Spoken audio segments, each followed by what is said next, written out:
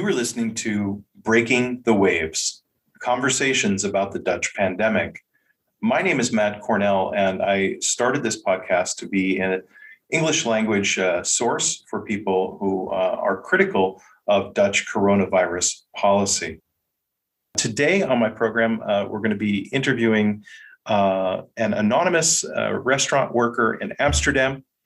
This interview was recorded on May 20th of 2021. One of the issues that's come up during the pandemic, of course, is the risks associated with various kinds of labor. And in California, last January, this past January, UCSF did a study on mortality risk related to COVID and found that the most dangerous job, the highest rate of mortality, was in restaurant cooks. And along with restaurant cooks, up in the top five was also bakers. And I think just below that top five were bartenders and chefs. So it seems to be a very, very risky profession. So today I'm talking to someone who actually works as a cook in the Netherlands. Maybe you can tell me, first of all, just a little bit about your background and what kinds of jobs you're working at now. Yeah, I came here about a little bit more than 10 years now.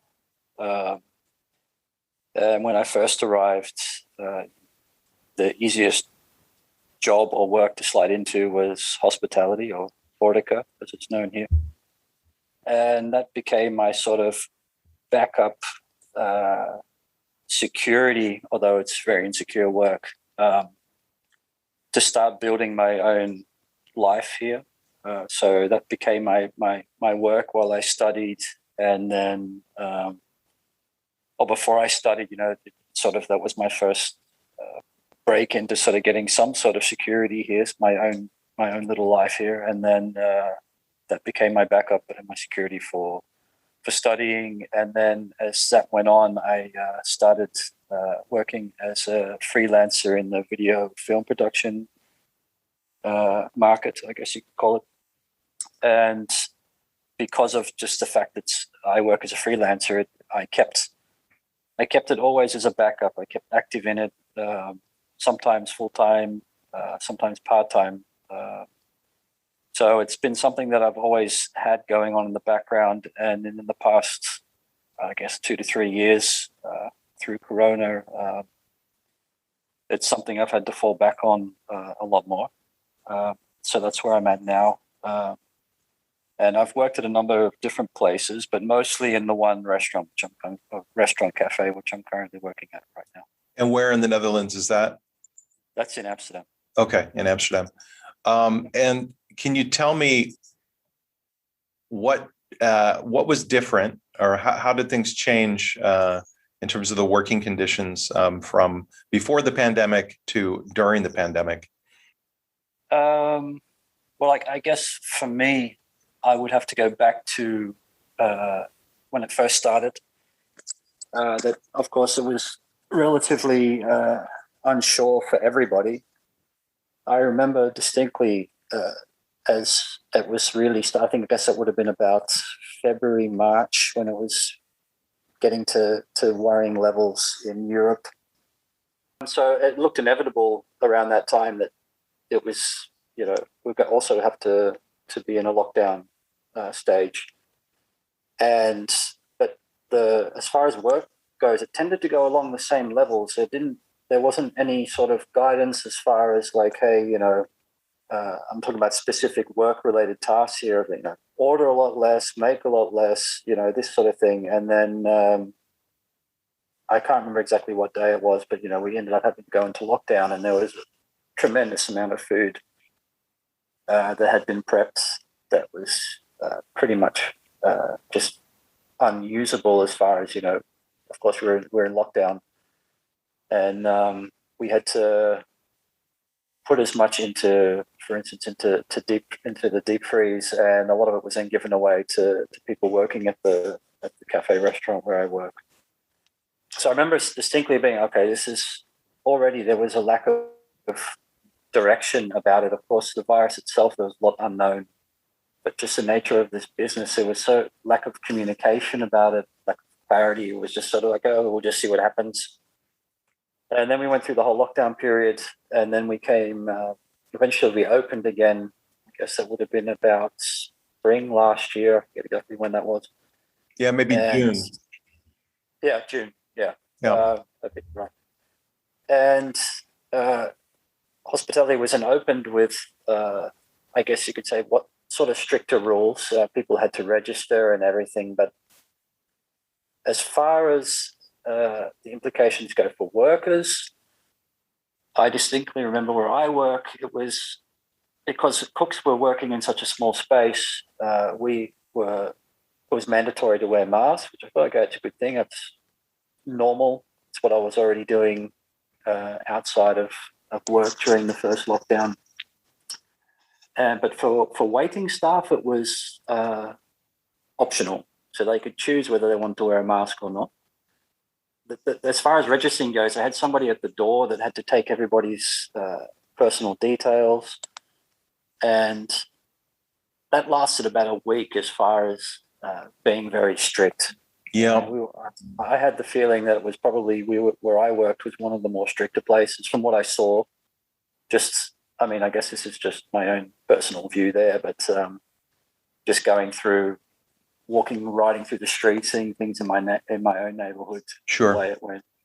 I mean, that's also consistent with the experience I had. I went to terraces about, I don't know, a half dozen times in the summer.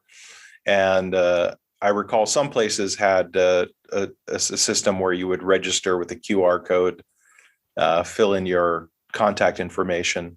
But no, there were places that only had a sign-up sheet where you would fill it in by paper on the honor system.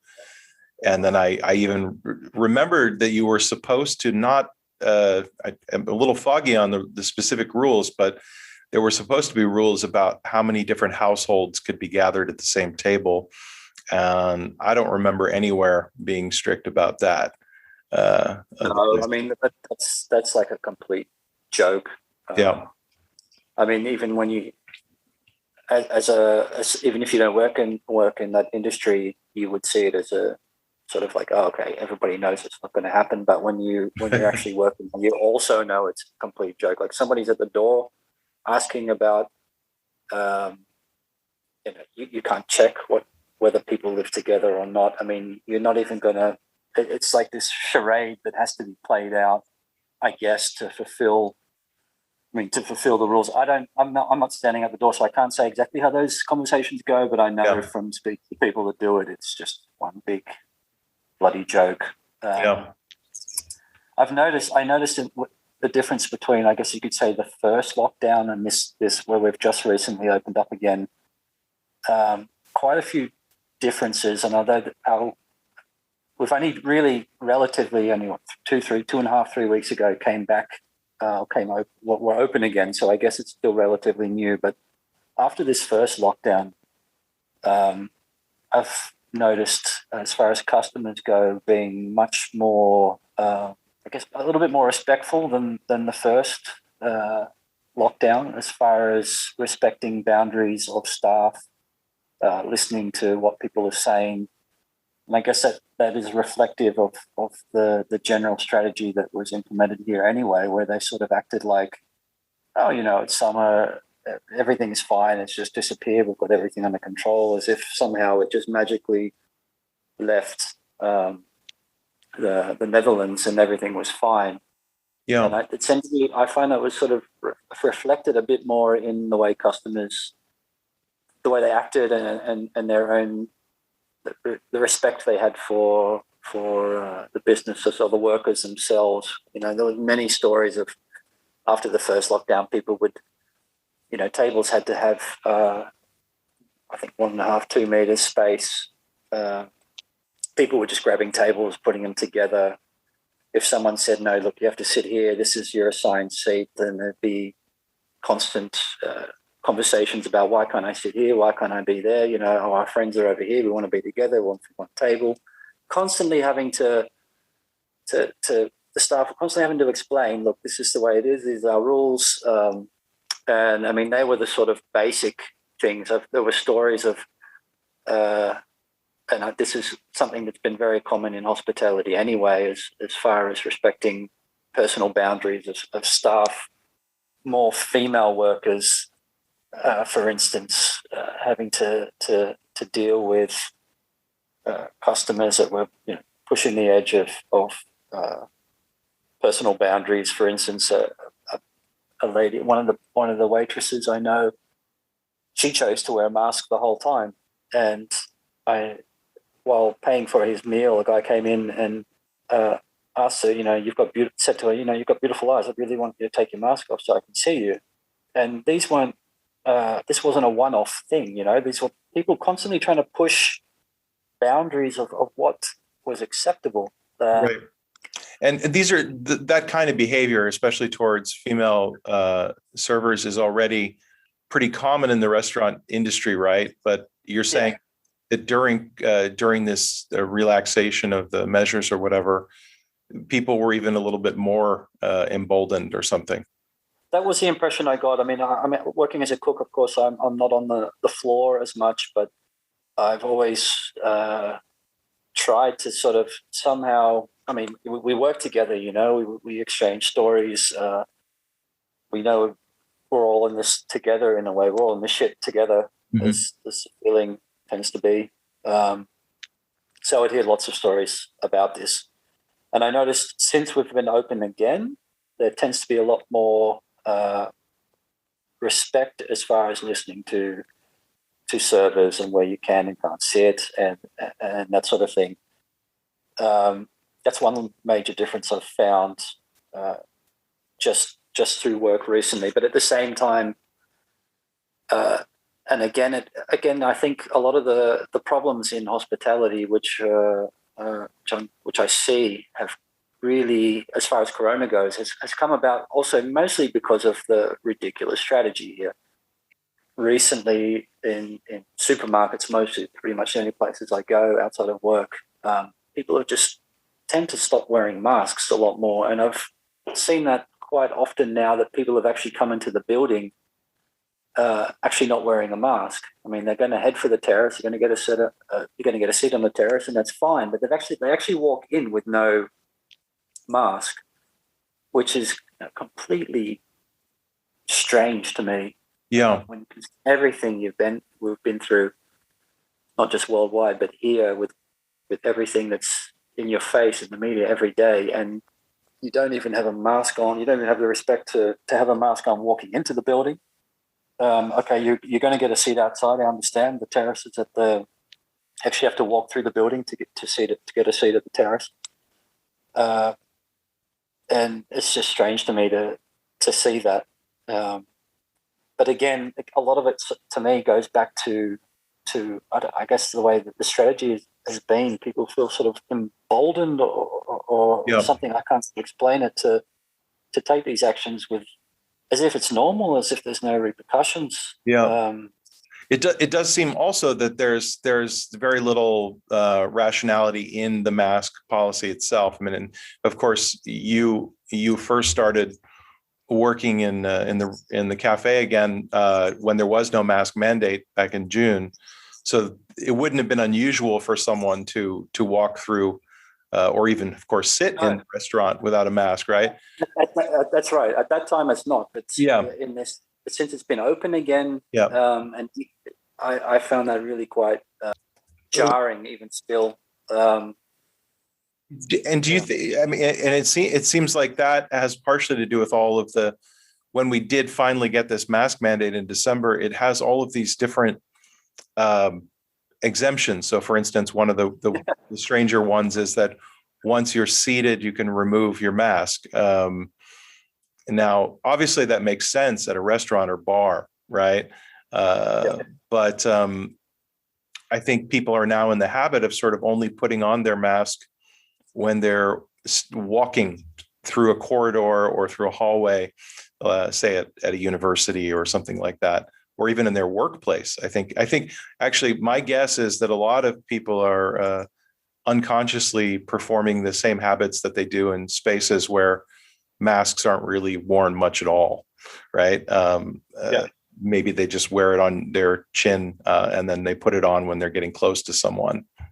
Yeah, I mean, you're completely right. But even within colleagues, myself, or my own colleagues, yeah, it's really it's an industry that's really hard to it seems like to build any sort of what do you call it, like some solidarity. Yeah.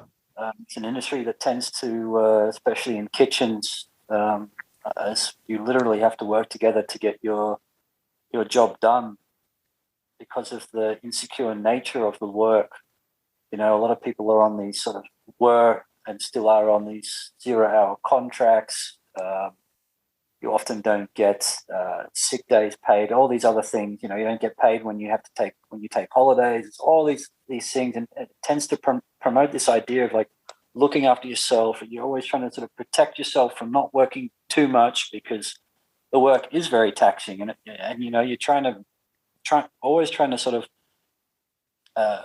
do your work as best you can, and often you know you want to help your colleague, but it's always pushing this level of how far do I go? Where do I bring it back? And people completely forget about that or forgot about it, especially after the first lockdown. And again, going back, I think, to the strategy here where it was just sort of so, you know, sort of, oh, it's sort of gone now. It's fine, you know, open.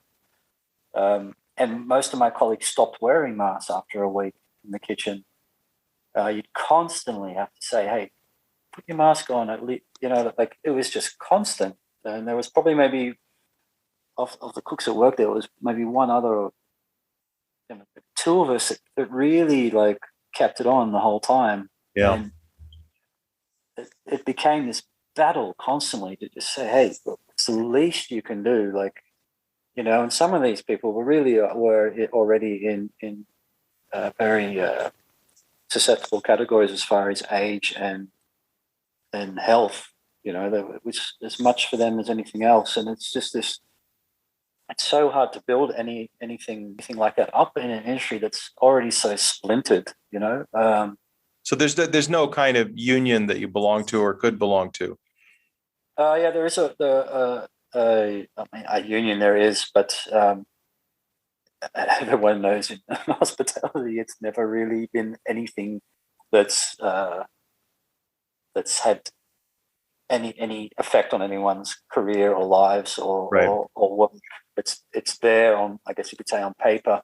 Yeah. And when something happens in the media, there's a spokesperson that jumps out. They've been in the news a lot of Corona, fighting for the ondernemers, as they call them, you know, the business owners. Barely ever a word is muttered about the actual workers. It's always the owners, the ondernemer, the poor ondernemer that's suffering. It's true. Yeah, we do hear a lot in the media about you know, the crisis, you know, how it's affecting the HoReCa industry financially.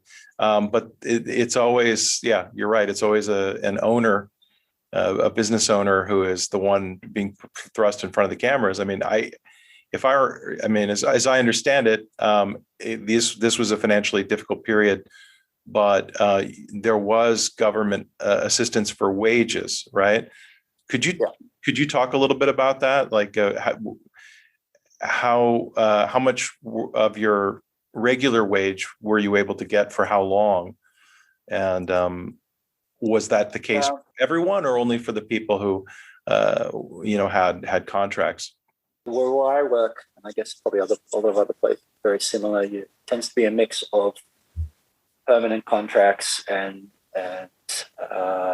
I think 2-year contracts it is now as well, with no set hours.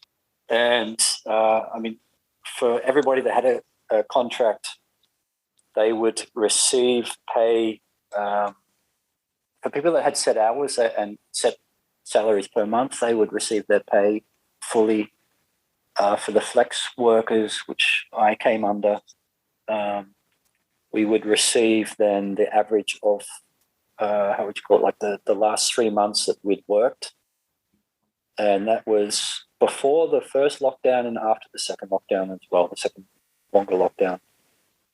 So if, for example, with the second lockdown had come after the summer period, so a lot of people had taken holidays or taken time off after the summer, and that's time off that you don't get paid for. So your pay had gone down in that time, and you go into lockdown, and so your average pay of those 3 months is then a lot lower than what it could have been if you'd worked the whole time. Right. So that was an issue. I mean, I got paid in the same way. So I had the average of what I'd worked the last 3 months before the lockdown. But there are a lot of workers where I worked that lost their jobs in the middle of it because their flex contracts had stopped in the middle. Did you have any coworkers who were undocumented and therefore weren't on the books, as it were? No, not where I worked. They've had that in the past, and we had actually been caught out, as far as I know, about that. So that, and they tend to. This is where I work. It's one of the larger, more, I guess you could say, obvious cafes, restaurants in the city that tends to be more looked at as far as those issues go. But that would have undoubtedly happened in many other places, I think. What about sick leave? So, for instance, I know that one of the biggest issues that probably affected those risks in California is that in the United States, workers don't necessarily get sick days. And I know people who have worked in the service industry who will go to work when they're sick because otherwise they don't get paid. And I remember predictions about how bad this was going to be during Corona. I mean, where I work, that also happened. I mean, there are still people on those flex contracts. I mean, you might have a permanent contract, but you don't have many hours per month. And so if I didn't work, I wouldn't have gotten paid. And there were people that this is an issue that came up, especially again after the first lockdown, where people were coming into work sick. I mean, that's also something that's systematic in the service hospitality industry anyway. Just keep working. You're sick. It's like this sort of badge of honor, all this sort of bullshit. And then, but you also have that extra pressure of like, man, if I don't work, I don't get paid. And people were coming into work with, whatever cold or flu. And in that period of time, it was really difficult to get bloody tested here. Yeah. I remember the first case that openly happened at work was a dishwasher that came in, and he wasn't feeling well. And he said to me, I got a bit of a sore throat just at the start of his shift. I said, you shouldn't be here. You got to go home right now. And I mean, it wasn't my responsibility as such to send him home, but he spoke to the floor manager and I decided to send him home. And he was actually, it turns out, positive. Now, I then thought, okay, shit. I mean, I hadn't really stood near him. I wasn't actually anywhere near him at the time, but I thought, okay, I got to get tested. So you call up to make an appointment, and they're like, well, look, if you don't have any symptoms, sorry, we're not going to test you now. What do you mean? Like, this is what happened. It's like, well, according to our rules, you weren't longer than 15 minutes in his vicinity. You show no symptoms. We don't want you tested. Yeah. And so, I mean, even at that stage, I mean, it was still like, it was still a mockery. I mean, you would have no idea who was carrying the virus or not. And do you have colleagues? You have colleagues since that incident who have gotten sick? Yeah, this happened when we first, within a half a week of opening again, the second time. There were 2 people that were positive. A lot of us were really skeptical about going back in general anyway. I mean, it's a joke, the fact that hospitality opened with the levels of infection here. Hospitals were full. They still did it, and a lot of us were still reticent, but, we're like, okay, we have to work, we have to get paid. This is what they expect. It's what you do. To to get paid. And right. The only reason why it actually even came about was the first infection. Somebody was actually traveling, somebody that works there, and to leave the country, to fly out of the country, you have to get a corona test, and that test came back positive. And there was just this chaotic moment of like, okay, who did he work with? Da, da, da, da. People are running around trying to work out, okay, he was here, he was that day, and he was a dishwasher. So he was, where I work, it's quite a large building. So he's upstairs, downstairs, potentially could have infected or spread it throughout the whole building. Sure, it would have. But according to the rules that were laid out by the REVM, or at least the rules that they were told at the cafe, the manager said that actually if you're in close proximity by him for 15 minutes, then you have to be in quarantine and get tested. Otherwise, you don't need to be. Yeah. And he hadn't shown any symptoms. The only reason they came about it, the only reason we knew about it was because he had to get tested when he was leaving the country. And then some people who had worked with him that day were told about it, that he'd been infected, and some weren't. Why that is, I don't know. I hadn't worked that day, so I only found out about it through a text. But a lot of people just didn't know about it at all. They came back days later, like, what the hell? I work with this guy. I have no idea this was even happening. And it's just another example of how the way hospitality is run, it tends to be just keep going. Doesn't matter, we're about to open. We found out about this about an hour before we opened. I'm sorry, you found out about this dishwasher being sick or being infected with corona an hour before reopening in this most recent reopening? Yeah, it wasn't the first day. It was like, I don't think. No, it wasn't. It was within the first half week. Okay. But we were just about to open the doors. It was almost 12 o'clock or something like that, and it was found out, and there was just this moment of like, what happens? There was a lot of toing and froing, and then waiting till the owners showed up to discuss it. And in the end, a set number of people were sent home that had worked with him, mostly cooks. The dishwasher was more often in the kitchen. But he had worked with other staff, also worked, with him. You're in the proximity of the dishwasher because it's the nature of your work. You bring your dishes to the dishwasher. He's there. He's all over the place the whole time. And as it turns out, a day or two later, somebody else at work that day was infected. And again, it just highlights this idea that the work just has to go on. The owners had this idea of, okay, look, we'll just send these people home and we'll just keep working. Whereas a lot of people were told, okay, then don't get tested. You weren't anywhere near him. You might have worked that day a little bit or been, in the same building, but you don't need to get tested. And it just created this atmosphere of like, what the hell are we doing? What about rapid tests, which your employer could have purchased just to? Yeah, and they had one or two that day, as it turns out. I heard not nowhere near enough for the amount of staff that were on. There would have been at least 10 to 12 people working that day. I didn't even know that. Nobody knew they were there. And one of the staff actually confronted one of the owners to ask, okay, I don't feel that safe here. He said, look, there's no problem. Look, you don't have any symptoms, no problem. And again, it goes back to this idea here about, I guess, the way the whole strategy has been run. Yeah, no symptoms, no disease.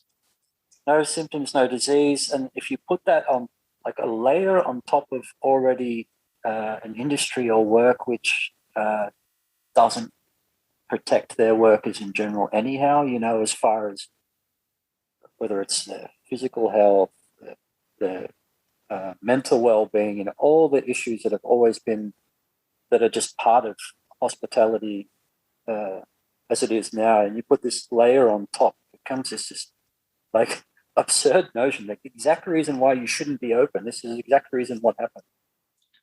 And they obviously weren't prepared for it where I work, because they had one or two of these Snell tests, which nobody knew about beforehand, and a few people took, I think. But then again, who takes it? I don't know who decides who takes two of the smell tests that are there when there's 10 or 12 people working.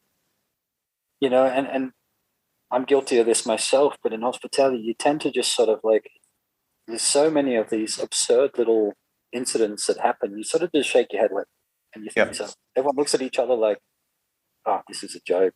And you shake your head and it's ridiculous. It's like, oh, chalk it up for another like absurd thing that you have to go through for your work. And you tend to just move on. Right. And you probably also have to pick your battles, because if you're dealing with sort of workplace violations and then you're dealing with drunk or entitled customers, I'm sure you just decide, well, how many times a week am I going to be mad about something?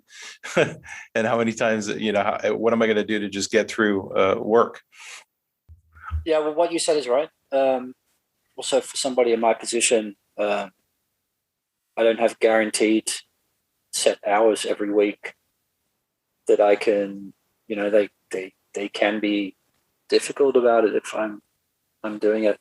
The way it works at the moment is that the people that have, they're only that, well, I guess it's just been lengthened this week, but before this week, it was only till 6 o'clock. So there's been less hours to spread around for people. And I'm not, privy to how that works as far as their support goes from the government. But I get a lot less hours. My pay will probably go down a lot less this month by the simple fact that we're open now. And then all the hours that are there have to go to people that have their set amount of hours every month. So they can roster me in whenever they want. Oh, so you're saying because you're on a flex contract, you're actually being paid less now that they're open than when they were closed? Yeah. Wow. Pretty much, because the hours that they have, which I understand that there are shorter days that has to go to the people that have their set amount of hours first. Has to. Yeah. So there could be repercussions for. Like you said, you have to sort of pick your battles when and with who. Of course, they have their legal obligations as far as the contracts if somebody's working there, but what that person does there and what shift and how long. There's a lot of they have a lot of control over how long somebody works and where and when. So there would be potentially contract problems or hourly problems or pay problems if you choose to be too difficult. But it's at least something I've noticed, at least this, you could say, second time round where people have started to realize, hey, we're in a vulnerable position here. It's still not completely united front, I guess you could say. Yeah. You mentioned, we talked a little bit earlier here about when the cabinet announced that they were going to reopen terraces originally till 6 p.m. and now till 8 p.m. The impression given by the media was that people who worked in hospitality were looking forward to this, like couldn't wait to get back to work. Yeah. Is that the impression you have of your coworker? Do you have coworkers that were excited to get back to the terraces? No, that's just. I guess there was an element for some people of just happy to be, seeing people again. And on that level, I can understand it, but I don't think anyone was ever that happy that it's open. And it's funny you say that, because that tended to be a reaction or a conversation starter by customers and the public. I noticed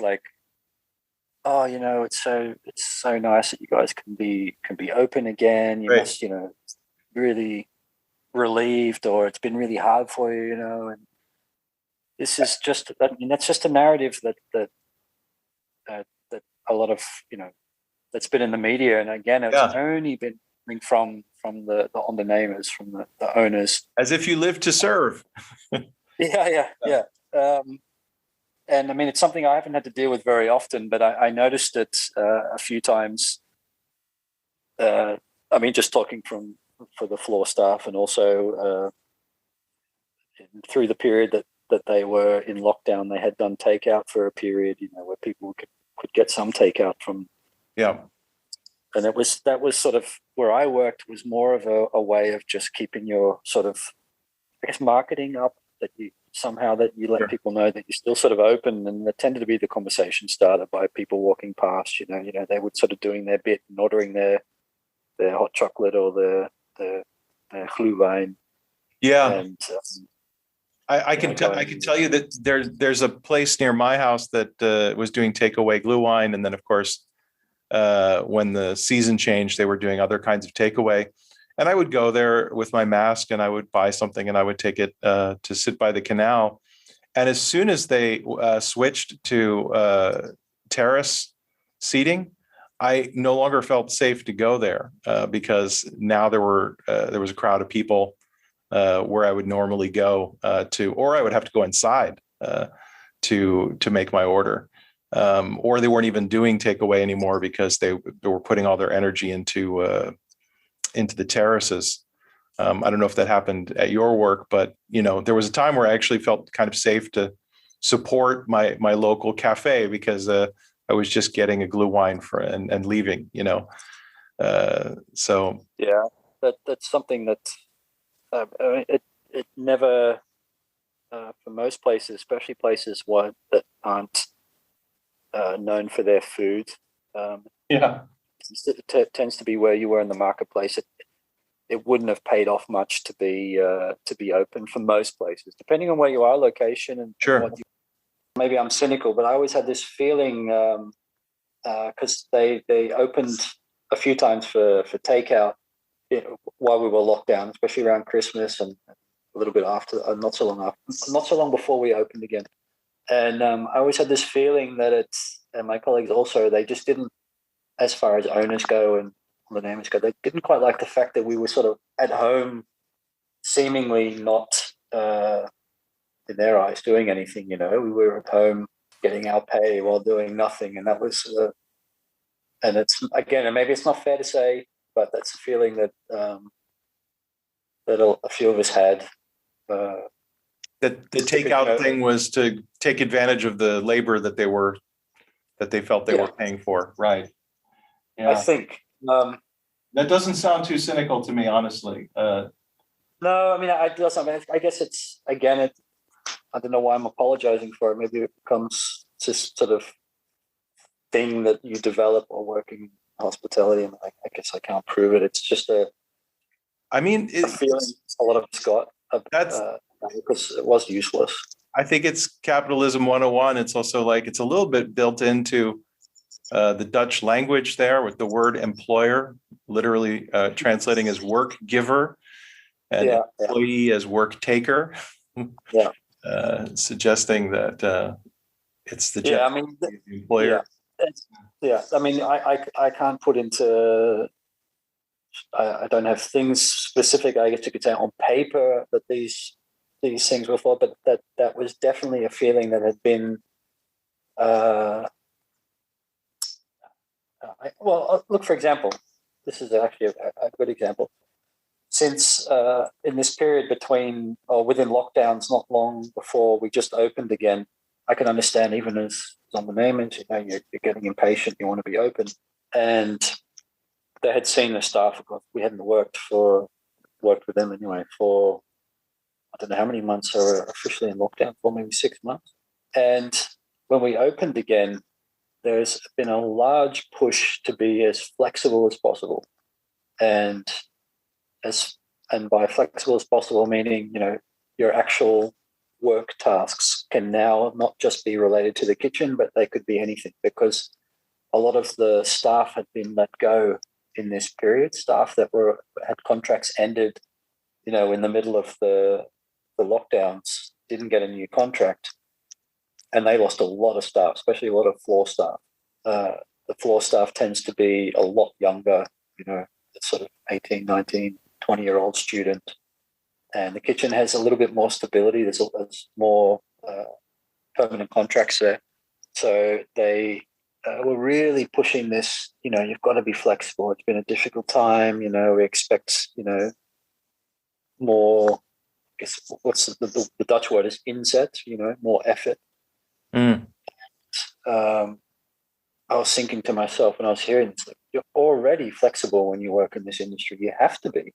Right. It's already an industry that is, in the summer or in periods when it's busy, you can never find enough people. They're always trying to save as much money on staff as possible. So you're always on the limit, at this level of work, at this level of hospitality anyway, of what you can do. And everyone's looking at each other like, we're already flexible. And it's expected that now people do more. There's people who are in the kitchen that have been moved to roles where you're sort of half in the kitchen, half doing dishes, half doing coffees, because there's not enough floor staff now.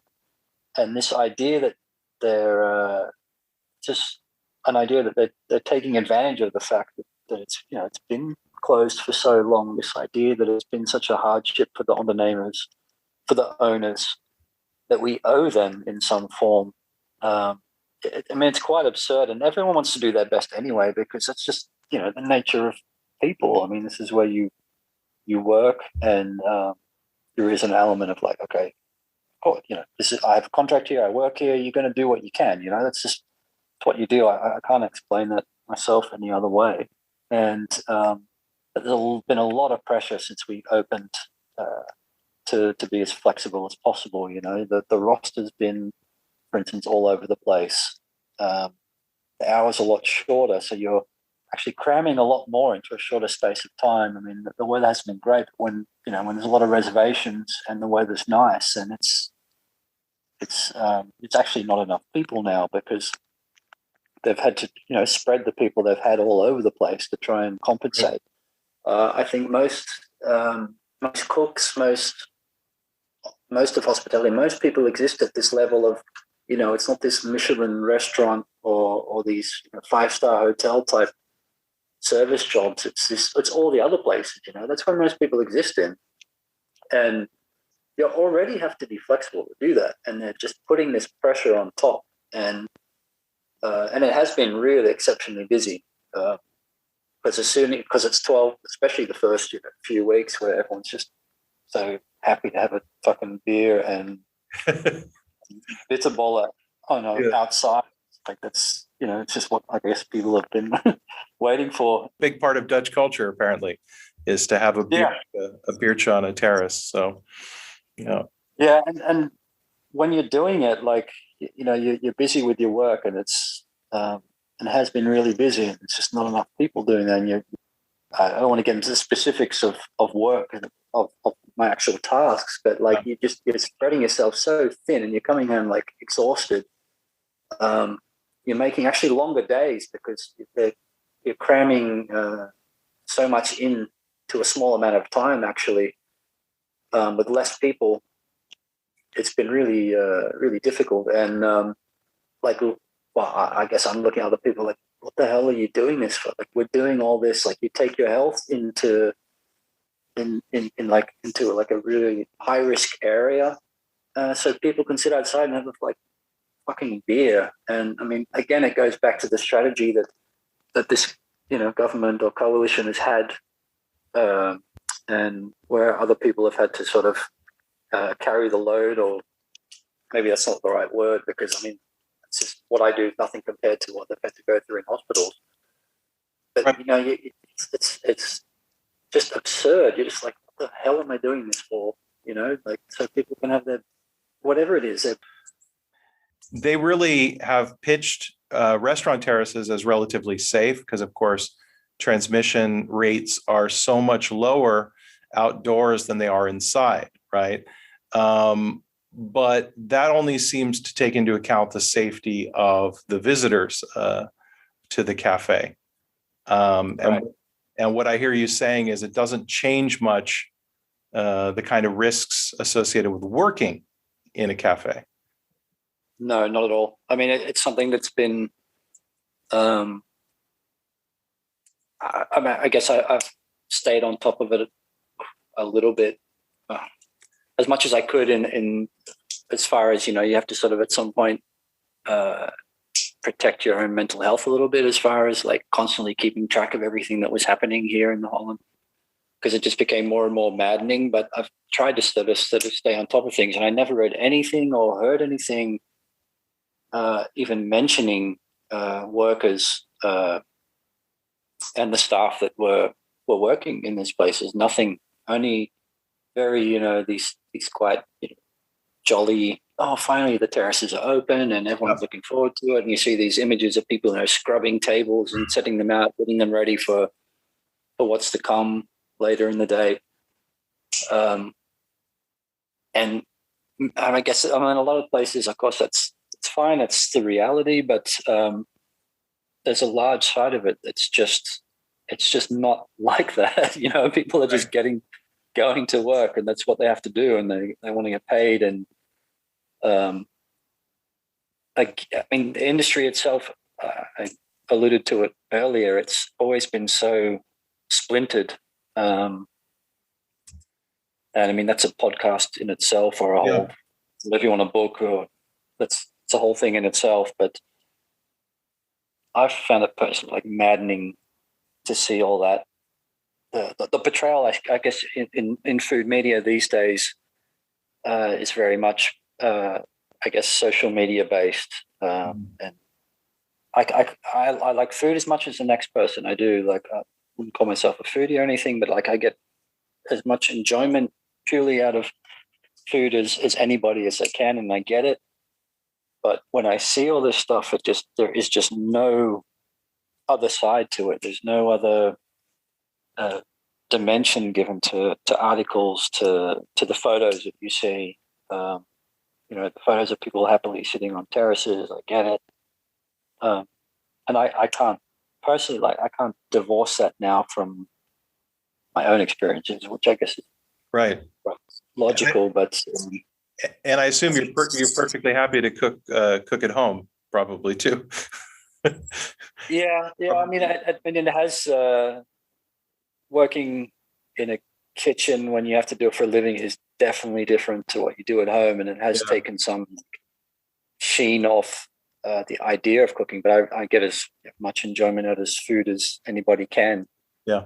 But it's just complete. It's just completely ignored. And I'm not right, embedded in that world. I'm not, but I get as much kick out of like a nice, food as anyone. But it's sometimes just so maddening that at least in this country, that it's just no other idea that who's making this, who's doing it, where do they come from, where do they live?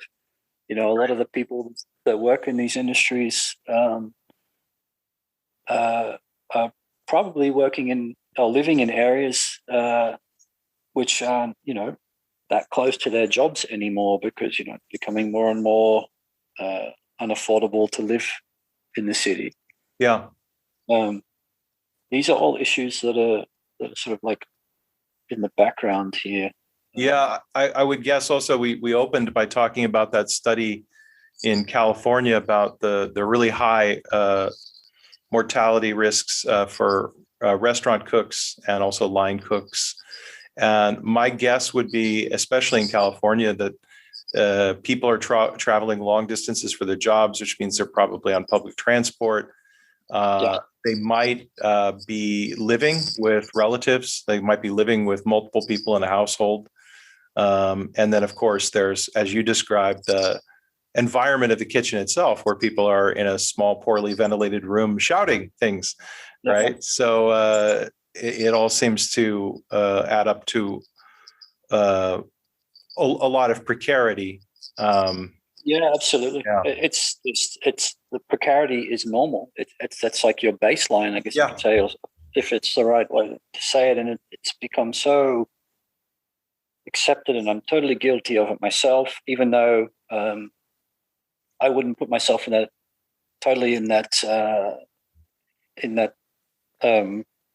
group, because I actually have. I live close to my work, and I'm lucky enough to live in a great quality, I guess, house, I guess you could say. I'm still renting, but in that regard, but that's in the background of all this. That's without Corona on top, without having to physically, take your health to consideration, just going to your job every day, and perhaps. I don't know. It's sort of unspeakable here. I don't know if it's unspeakable, but it just doesn't seem to even crop up here in the media or in general. It just tends to just not be an issue. America, the conditions have been a lot harder, of course. I mean, a lot of places never got, especially in hospitality, never got, they had to stay open, and I wouldn't compare myself to that situation, but it's like almost like I mentioned this to somebody at work just the other day. This is just a small example and might mean much, but I was giving the example actually you gave how it's been in America, it's been proven, at least in California, how unsafe these jobs have been, and it's just seen as like, but that's America, it was terrible there, it went bad there, it's Corona, and you had Trump and all this sort of stuff, and it just didn't seem to be any connection with it's like as if there was another Corona was different here, as if it behaved differently or something. I don't know how to explain it, but I couldn't seem to have. The Dutch strain of coronavirus is different. Yes, somehow magically. Yeah. It's interesting that you raised that issue of the United States, because right now the media is reporting there that as things are reopening, restaurants, in particular, restaurants and bars, are having difficulty finding staff. And of course, the way that this is being framed in the media is that people are kind of spoiled by the generous unemployment benefits that they're getting, and there is no incentive for them to go back to their low-paying jobs. And this is more like I tune in every once in a while to CNN, and I see this kind of rhetoric, and it's strange because that it may definitely be the case that if someone is looking at getting paid to stay safely at home versus going back to a low-paying and a draining job, then of course it's going to be an easy choice. But there's never the question of maybe we should improve the conditions of that working environment. That doesn't seem to enter into the discussion, right? It's the same here. Before Corona hit, there's been actually a shortage of, for instance, cooks for years. I don't know, 3 or 4 years at least, maybe 5 years more. You just couldn't find any. It's for those exact reasons. That's a problem that's been there for years, and you have this, global health problem, pandemic on top. It's just a giant, clusterfuck of problems, and but you can't. It's just not even unspeakable here. And even speaking to other colleagues, other cooks, and I include myself, even if I am somebody that I think tries to at least be aware of issues, that had been my way to survive it. But people don't want to hear it. They don't want to. Even people within the industry itself don't really want to discuss it themselves. You know what I mean?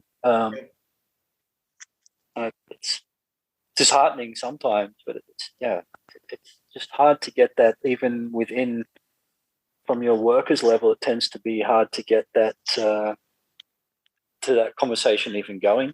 I can tell you, even I'm a university teacher, and I've been on a series of temporary contracts for the last 6 years as a teacher, so I'm very precarious in that situation. And I've tried to get discussions going with other teachers, many of whom have permanent contracts, and there's this sort of veneer of optimism about going to work, teaching in a classroom without a mask, a kind of similar faith in the rules and the guidance. Also, the thing that you described, where they don't notify everyone. We had a very similar thing in the university where they said, if you had a student in your class or a colleague in your office that tested positive, they didn't have to notify you because according to the rules on campus, you would already be 1.5 meters away from that person. So they would never have to notify you, which just seems a little bit like a game, right? Yeah. You're sort of excluded from eligibility as a contact. Yeah. Yeah, it's insane, right? Like, and you, in those moments, I just, yeah, I don't know how to to even react. At some point, it's sometimes where I come from and where my family live, they're in a country, luckily, where it's gone a lot better. It's been open, it's protected, and if you feel if you feel comfortable talking about that, you want to tell me where you're from? Yeah, I'm from Australia, originally. Yeah. And it's night and day.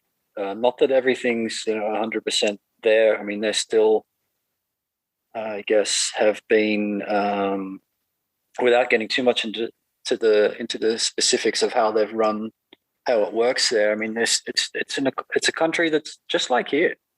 They have the same quality of life, the same worries. It's still capitalism, and it's still capitalism that had led to the problems there, just like here. And of course, they took a different strategy. But so it's not. I mean, my point is not 100% there. But when I would explain the things that I see and experience here, it's a night and day. That my family don't even believe it. Like, how is that possible? How is that guy still in his job? How is there that's what it's like. And and I spend a lot of time, speaking to my family about it, to make sure they're safe and hearing how it's worked. And when there's a much better way that actually works, and there's been many examples around the world. Yeah. You see this, well, it goes beyond, just being bad at your job or incapable at your job. It's now, this is obviously, I thought for a long time, well, maybe I didn't quite think for a long time, but, somehow you think like it's not that I have faith in capitalism or politicians, but you would just think at some point there would be a thing, okay, this isn't working, we'll try and put people's health first. We'll, try and at least make a goal of bringing infections down. And when it just doesn't happen, it's, I had to sort of at some point, like, I couldn't watch any of the press conferences anymore, or anything, just because it was just so like from another world almost. And yeah. My family would read news about it, and I would have to somehow sort of explain to them, like, yeah, this is it, but you can't explain it. So it was just sort of like, yeah. I mean, I even had a hard time explaining it to relatives in the United States who certainly saw some of the worst of it, right? But not necessarily in the cities and states where people I know live, where they took a much more aggressive stance against the virus. Do you has this made you homesick? Yeah. I mean, my parents' health isn't great anyway, which sort of added to my own frustration and anger. And I've definitely been like literally like angry for a long time during lockdown, because of the fact when I see the longer it takes to get vaccinated, to get infections down, the longer it takes that I can travel and see my family again. I mean, it only added to my anger. I don't know about. I have that feeling for my parents, my family, not so much for the country itself. Although at some points I'm sort of asking myself, like, what the hell are you doing here? But it's not a homesickness. It's been more, specifically for my family.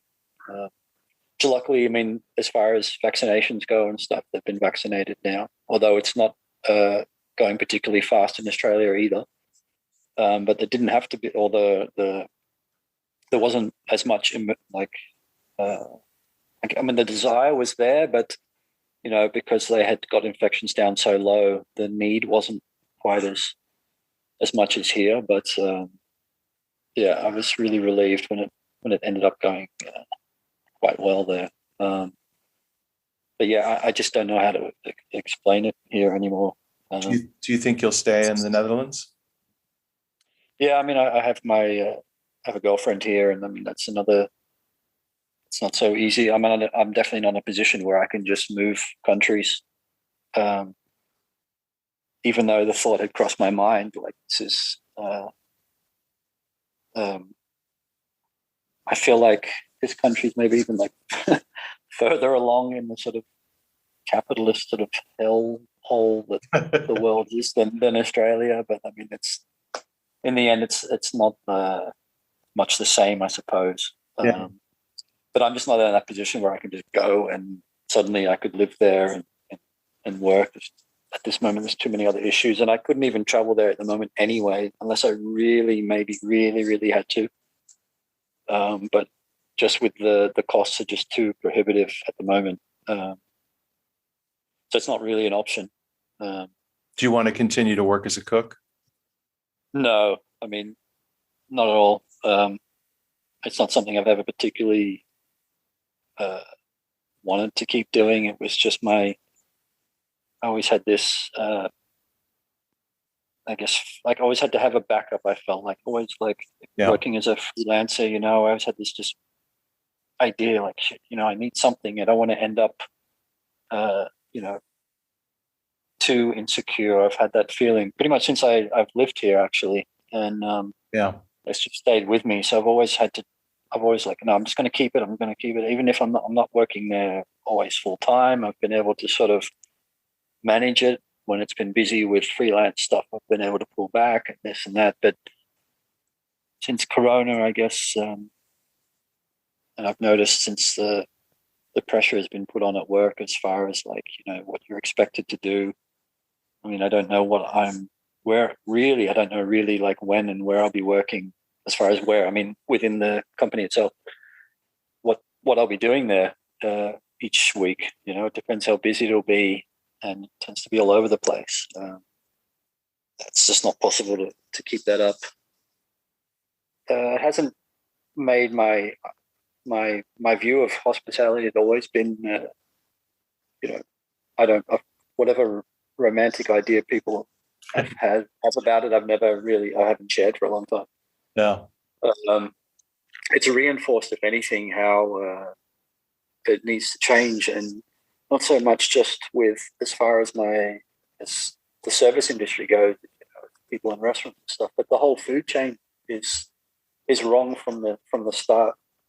From the people working the land where your food comes from, who's getting paid, who's getting exploited, from pretty much from the start of the whole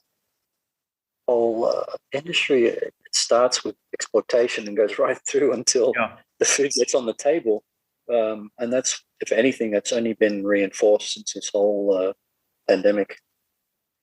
I want to thank you very much for taking the time to talk with me today.